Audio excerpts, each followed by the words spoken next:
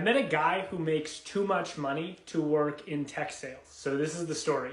When I graduated college, I had just enough money saved to put a down payment on a house to be built. And that sounds super impressive, but it was with Ryan Homes, and they're like the lowest cost houses you can buy to be built. It was like $15K down payment. So I moved in with my parents, and I drove 3 hours a day to work while I waited for it to be built. And when my home was done, I had 2 months of mortgage payments saved. So I got 2 renters to agree to move in, and then I lived in the smallest bedroom, and I shared the bathroom with one of the other renters. And I did that for 3 years until I could afford to have just 1 renter, and then I still lived in the 2 smaller rooms. And I only had that house to myself for a few months before I sold it, and I bought the little townhouse I live in now with my wife.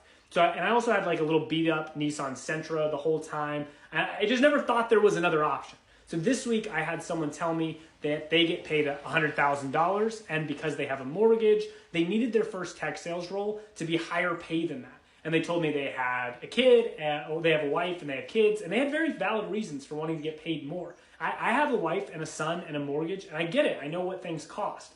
But a hiring manager or recruiter is not going to find their particular experience transferable. That individual is super unhappy with their life and their career, but they're unable to make a change because they aren't willing to go back to making 70K. In tech sales, most of the time you have to start at 70K as a BDR or an SDR, but those jobs promote to an AE role within 8 to 15 months. An account executive pay is $120,000 or $140,000 a year.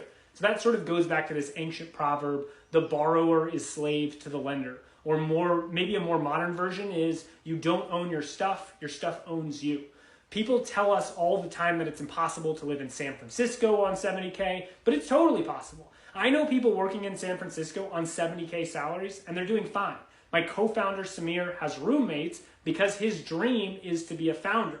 And so the question is, are you going to waste your life doing something you hate, or are you willing to make sacrifices for your dreams?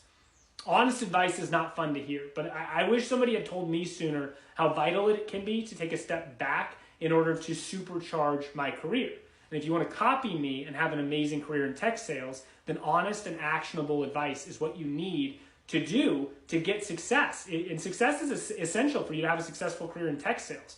But mentorship is really just a small part of what you need in order to get hired in tech sales. And it's just a small part of everything we do for the candidates that work with us. So come see if you're a good fit and book a free consultation with us at Tech Sales Mentors. And if you're interested in copying what I did, check the link tree in my bio about how I went from 60K to $220,000 in 3 years with a tech sales remote job. Thanks.